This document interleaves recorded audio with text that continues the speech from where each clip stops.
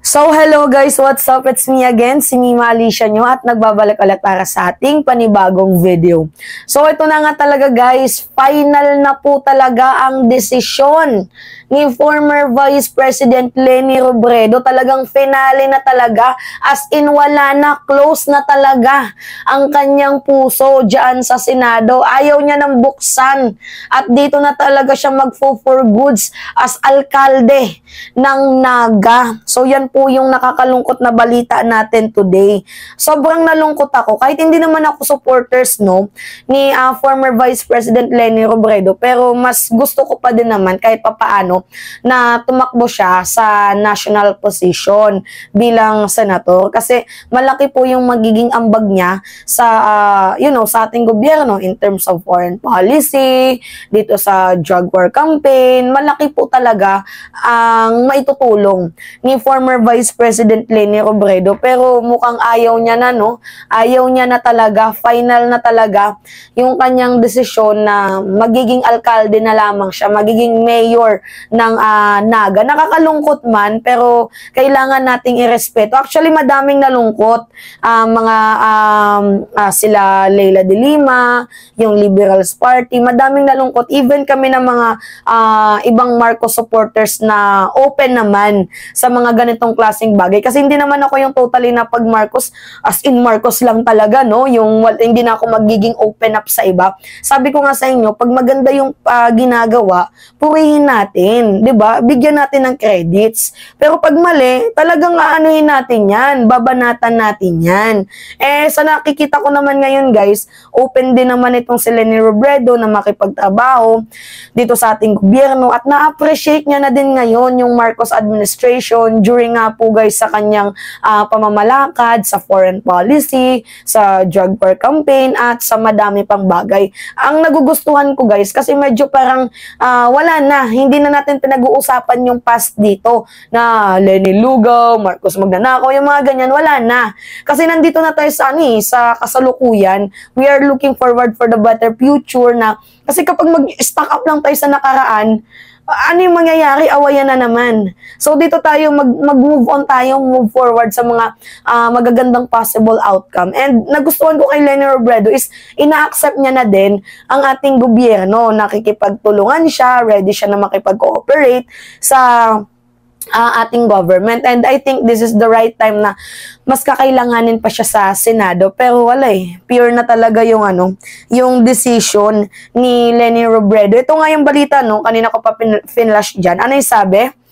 Sinarado ko na, kaya nagpaalam na ako sa Liberal Party, kaya ako nagpaalam sa LP na hindi na ako tatakbo sa Senado. Sinabi ko ng preference ko ay tatakbo akong alkalde ng Naga. Actually guys, iba kasi yung appreciation ng local kaysa sa national. Kasi kapag national guys, buong Pilipinas yan sa buong Pilipinas, madaming fanatiko. 'Di ba? Doon sa Naga, sa local nila, si Leni na-appreciate nila, highly appreciated itong pagkatao nga ni former Vice President Leni Robredo. Pero pag sa national, madami kasing mga panatiko na popolitika, yung uso yung siraan, may mabanggit ka lang na hindi maganda. Uso yung siguro ata si Leni Robredo parang nasaktan na ng sobra kasi ang daming paninira na ginawa sa kanya, pero tingnan nyo ngayon guys, never gumanti yan, never na nagkaso. 'Di ba? Kahit madaming mga vloggers ang siniraan siya, never yang nagkaso, kaya nga napaka-pure and genuine ng heart niya ni former Vice President Leni Robredo. Kaya nga minsan nagsisisi ako noon na naging isa akong basher ni Leni. Sa kagagawan din niya ni Digong 'di ba? May tinatak sa utak namin itong si former President Duterte.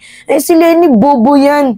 Syempre as pro-government noon, si Duterte kasi medyo maangas-angas. Itong si Leni medyo tahimik talaga. Kaya nga, ang nangyari talaga dito guys, dinurog noon ng administrasyon ni Duterte itong si former Vice President Leni Robredo. Siguro ata parang natakot na siya muli na mag-open up or siguro hindi pa ata ready ang Pilipinas sa isang alyansang patungo sa isang magandang adhikain. Hindi pa ata ready ang Pilipinas, no? Kung kaya't siguro napagtanto or naisipan ni Lenny na, ay, dito na lang ako sa Naga. Mas highly appreciated ako, valuable ako, kaysa sa national. May mga ganong times eh. Pero sana, sa susunod, is secure natin, no? Itong si Leni Robredo. Actually, may post itong si Leila de Lima. Wait lang, hanapin natin, ha.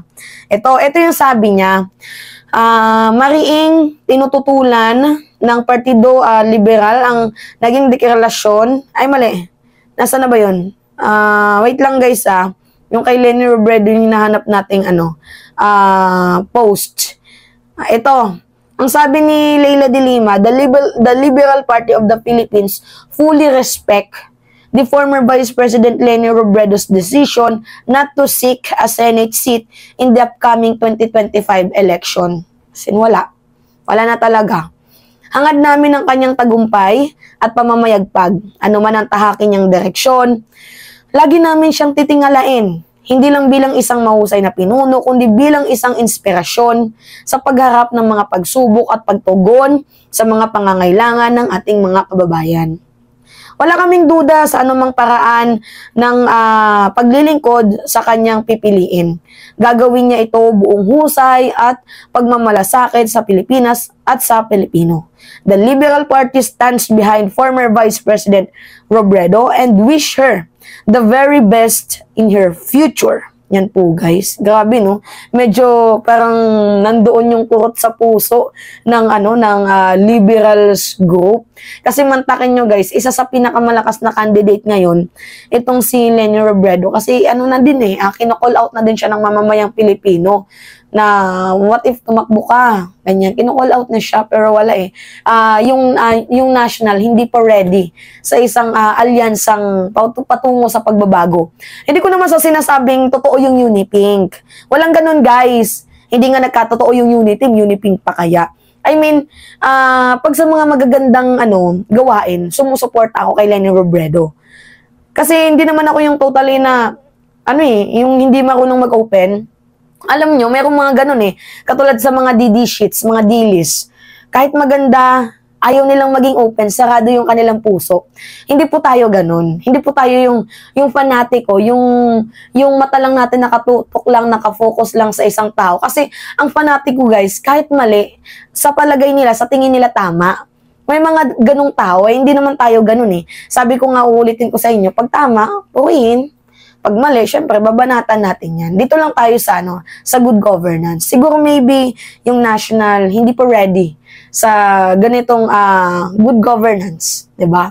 Sa grupong ang layunin lang naman ay pagbabago. Hindi pa ready kung kaya't itong si Leni Robredo na amoy niya na siguro hindi pa ready ang Pilipinas kaya dito lang muna ako sa Naga. Kasi yung Naga mas kailangan ako 'Di ba? Mas na-appreciate pa ako ng Naga kaysa ng buong Pilipinas. Sayang nga, guys. Kaya nga sabi ko sa wala na talaga si Leni. Sayang.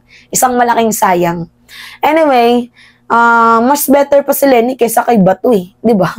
Kay Bato, kay Tolentino, kay Go. Kung sila lang naman ang pipiliin, kay Leni nilang tayo, 'di ba? Anyway, yun lamang po, guys. At it's me again, si Mima Alicia nyo. At nagbabalik ulit para sa ating panibagong video.